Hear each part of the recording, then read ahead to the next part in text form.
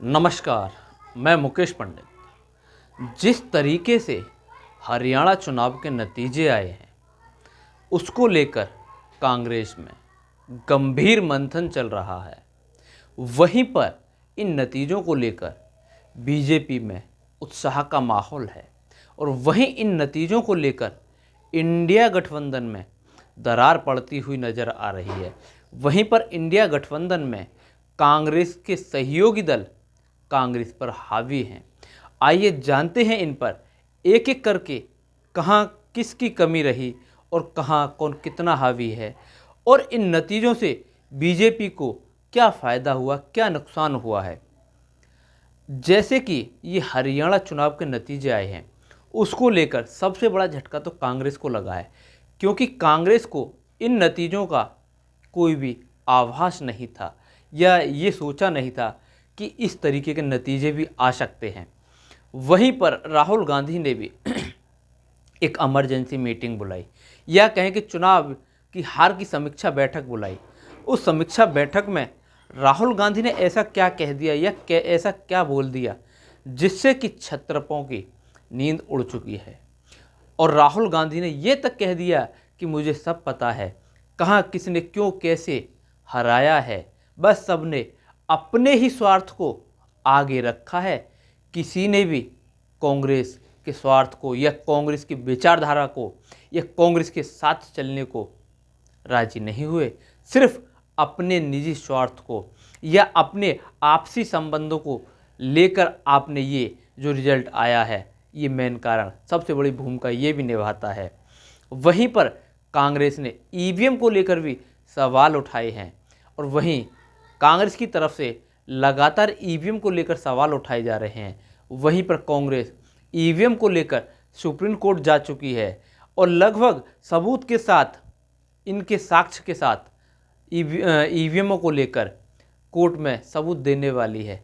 वहीं पर लगभग जो हमने बात 25 सीटों की जो की थी, लगभग उन्हीं 25 सीटों पर लगभग जो 25 सीटें हैं उन 25 सीटों को लेकर कांग्रेस कोर्ट को सबूत देने वाली है, यानी कि सुप्रीम कोर्ट को सबूत सौंपने वाली है।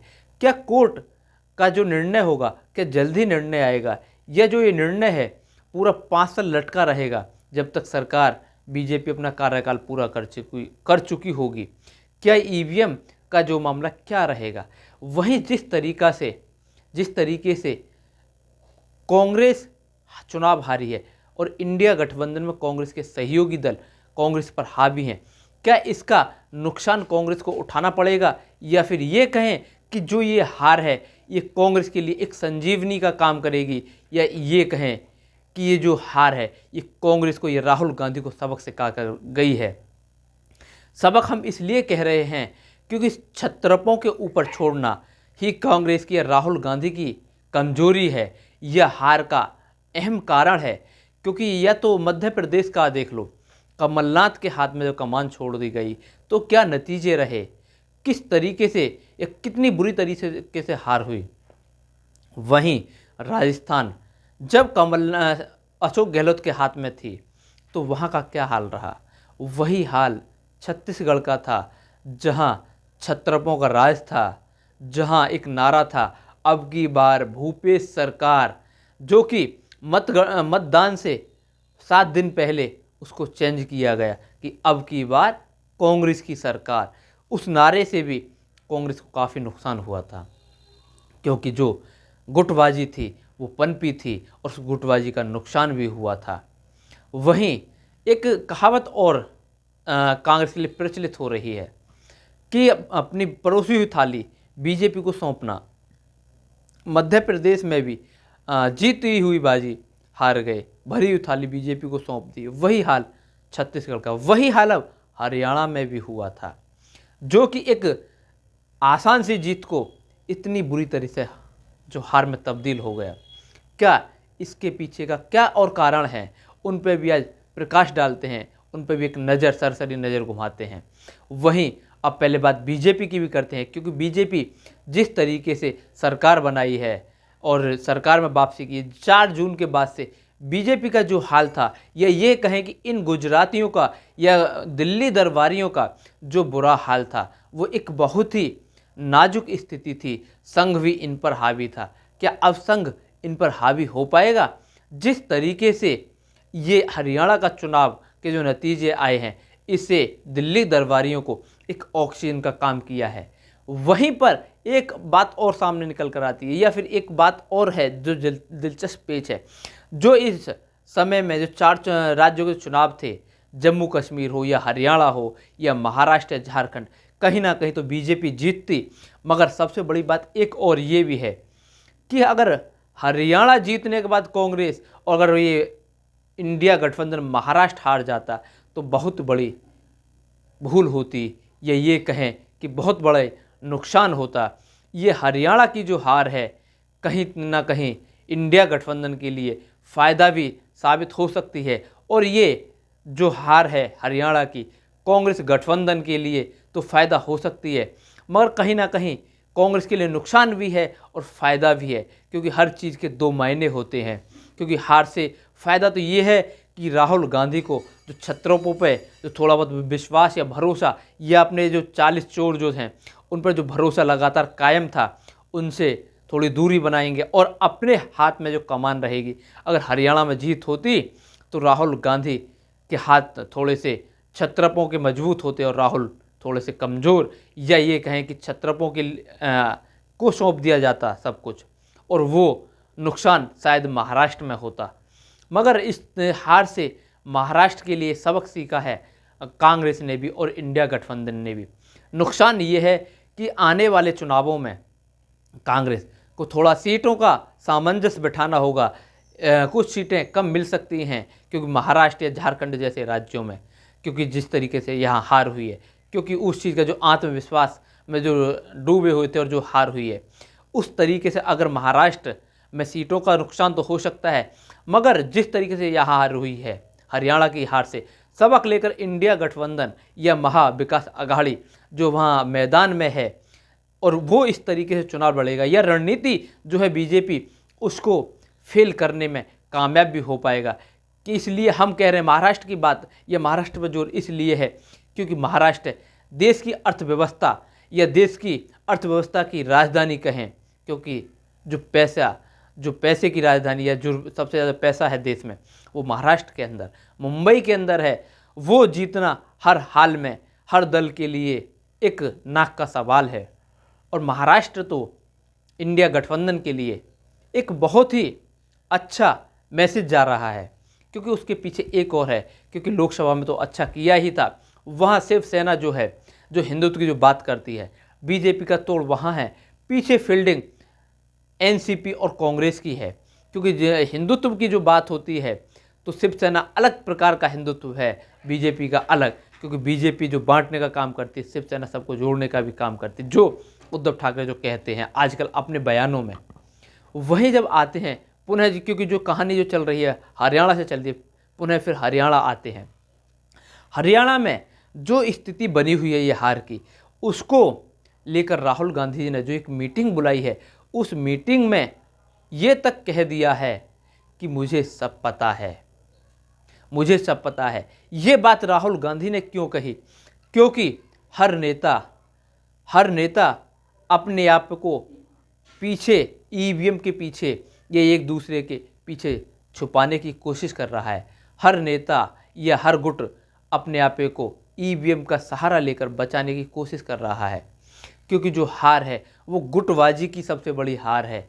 वहीं पर जो एक नैरेटिव सेट किया गया कि हुड्डा मुख्यमंत्री बनेंगे, या अपना स्वार्थ आगे रखते हुए अपने घरों से जो नहीं निकले थे, उस वजह से कार्यकर्ताओं में जो एक मायूसी थी, या ये कहें कि जो संगठन नहीं था, इन सब चीज़ को लेकर राहुल गांधी ने जो बात कही है कि मुझे सब पता है, कौन कितने पानी में था, किसने क्या करा है।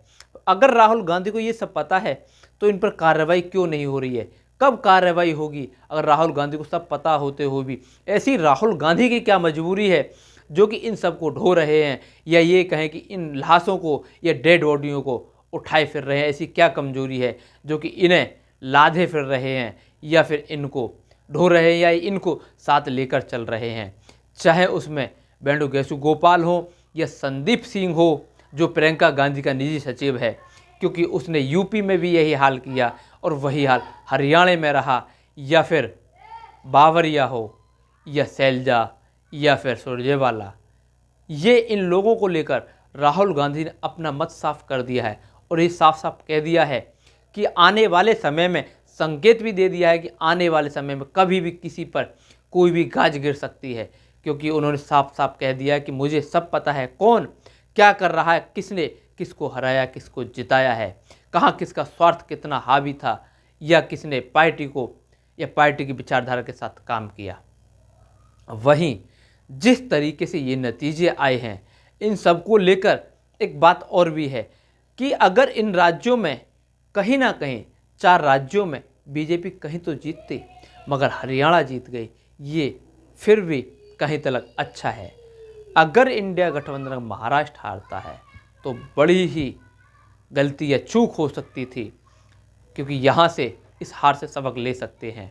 मगर एक कहानी और भी है, कहते हैं कि एक पत्थर से ठोकर लगना अच्छी बात है, ठोकर लगना अच्छी बात है, मगर गलत तो वह है कि उसी पत्थर से बार बार ठोकर लगना, उसी पत्थर से बार बार ठोकर लगना।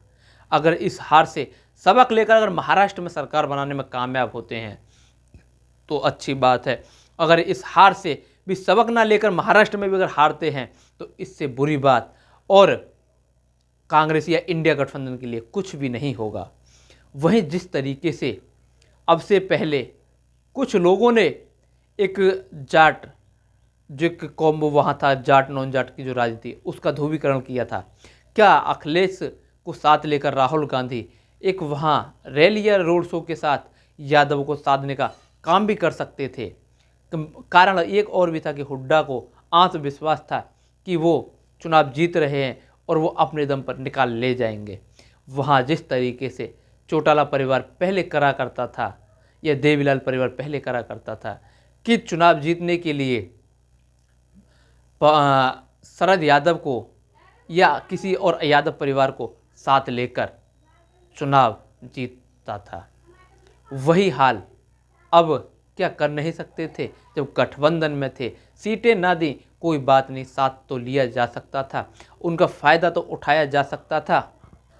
और ये भी सभी दलों को या इंडिया गठबंधन के सभी दलों को पता है कि अगर कांग्रेस से अलग होकर या कांग्रेस से अलग साइड कर कर या दरकिनार करके वो चुनाव भी नहीं जीत पाते, क्योंकि उनको भी डर है जिस नीति पर आज राहुल गांधी चल रहे हैं, जिस विचारधारा को वो साथ लेकर चल रहे हैं, उससे अगर अलग होते हैं तो अगर मतदाता उनके साथ जुड़ गया तो वो नुकसान हो सकता है। क्योंकि मोदी जी भी बार बार राहुल गांधी का नाम लेते हैं, क्योंकि नरेंद्र मोदी को भी डर है जिस तरीके से राहुल गांधी जिस विचारधारा को लेकर देश में आगे बढ़ रहे हैं कि दिन प्रतिदिन मतदाता उनसे जुड़ भी रहे हैं, और मोदी को डर है कि कहीं ना कहीं अगर ये मजबूत होते हैं तो ऐसा ना हो कि उनके लिए नुकसान या घातक साबित हो। जिस तरीके से अखिलेश लोकसभा में अच्छा कर पाए तो उसके पीछे भी राहुल गांधी की अहम भूमिका है, क्योंकि अगर यूपी में आते हैं तो जिस तरीके से हरियाणा में जाटों का वर्चस्व है, उसी प्रकार से यादवों का भी वर्चस्व माना जाता है। मध्य यूपी में खासकर यादवों का वर्चस्व माना जाता है, क्योंकि यादव के साथ दलित पहली बार आया है। मायावती के साथ गठबंधन करने पर भी अखिलेश यादव के साथ दलित नहीं जुड़ पाया था। जिस तरीके से 1924 के चुनाव में राहुल गांधी और अखिलेश यादव के गठबंधन के साथ दलित जुड़ा, उसके पीछे अहम रीज़न ये भी है कि राहुल गांधी ने जिस तरीके से हर व्यक्ति की, हर जाति की, हर धर्म की आवाज़ उठाई, उससे राहुल गांधी के साथ जो मतदाता जुड़ा उसने अपना वोट ट्रांसफ़र करने में कामयाब रहा, और अखिलेश यादव जो आज मुलायम सिंह से भी ज़्यादा सीटें लाने में कामयाब रहे, उसमें राहुल गांधी का भी अहम योगदान है। वहीं पर अखिलेश यादव को इस योगदान को भूलना भी नहीं चाहिए, और अखिलेश यादव को ये चीज़ें याद भी रखनी चाहिए। और वहीं राहुल गांधी को भी अखिलेश जिस तरीके से राहुल गांधी ने अखिलेश यादव का साथ दिया, उसी तरीके से राहुल गांधी को अखिलेश का साथ लेना भी चाहिए। जैसे जब फ़ायदा देते हैं तो फ़ायदा लेना भी चाहिए। राहुल गांधी को जैसे कि महाराष्ट्र, ये हरियाणा या मध्य प्रदेश हो, वहाँ साथ लेना बहुत ज़रूरी था, क्योंकि एक जाति का या उसके जाति का अगर हल्का सा भी विरोध होता है तो उसका फ़र्क भी पड़ता है, इफ़ेक्ट पड़ता है। जैसे कमलनाथ ने अखिलेश यादव पर टिप्पणी करके उसका नुकसान या खामियाजा भुगतना पड़ा, कुछ उसी प्रकार से हरियाणा में भी इसका असर देखने को मिला, क्योंकि जहाँ जहाँ यादव वोटर था वो लगभग बीजेपी के लिए ट्रांसफ़र रहा। अगर अखिलेश यादव का कोई रोड शो या रैली हुई हो जाती उस क्षेत्र में तो शायद उसमें से कुछ परसेंट वोट तो कांग्रेस की तरफ ट्रांसफ़र होता। ये चीज़ें अहम और महत्वपूर्ण होती हैं। राजनीति में हर चीज़ें जायज़ होती है। जिस तरीके से बीजेपी ने ग्राउंड लेवल पर तैयारी की थी या हर तरीके से वो चुनाव में तैयार थी और हर तैयारी के साथ वो चुनाव में उतरी थी, अगर उस तरीके से अगर कांग्रेस भी या राहुल गांधी भी चुनाव में उतरते, छत्रपों पर विश्वास ना करते या भरोसा ना करते या अपनी रणनीति के तहत वो काम करते तो हरियाणा में सरकार बनाने में कामयाब हो पाते। अगर वो रणनीति छत्रपों के द्वारा फेल हो गई तो अगर महाराष्ट्र में खुद स्वयं इस रणनीति के साथ सरकार बनाने में कामयाब होते हैं तो इससे अच्छा भी कोई नहीं है। जिस तरीके से हरियाणा हार के बाद अखिलेश यादव ने अपने 6 प्रत्याशी घोषित कर दिए हैं, उस तरीके से क्या कांग्रेस को जो चुनाव लड़ने के लिए जो कहते हैं कि छत्रप जो कांग्रेस के कह रहे हैं कि नहीं हम तो 5 सीटों पर चुनाव लड़ना चाहते हैं, क्या वो 5 सीटों पर चुनाव लड़ने का मकसद अपने बेटों को लॉन्चिंग करने का है या फिर राहुल अखिलेश की जोड़ी को तोड़ने का है, या फिर जैसे कि 24 के चुनाव में भी छत्रपों की वजह से गठबंधन नहीं हो पा रहा था, मगर जब राहुल अखिलेश साथ आए तो गठबंधन भी हुआ, रिजल्ट भी अच्छा रहा। यहाँ भी राहुल अखिलेश के ही द्वारा लगता है कि गठबंधन कामयाब हो पाएगा, क्योंकि छत्रप तो सिर्फ अपनी लॉन्चिंगों में लगे हुए हैं। वहीं कांग्रेस को अपनी नीतियों में परिवर्तन करना होगा और छत्रपों को छोड़कर राहुल गांधी को स्वयं कमान संभालनी होगी। जब सेनापति खुद हैं तो खुद ही आगे चलना पड़ेगा, किसी और के भरोसे अपनी सेना को नहीं छोड़ना पड़ेगा। अगर सेना को भरोसे छोड़ेंगे तो भरी हुई थाली मध्य प्रदेश, छत्तीसगढ़ और राजस्थान और हरियाणा की तरह हाथ से जाएगी। वही हाल आगे चुनावों में देखना भी पड़ेगा।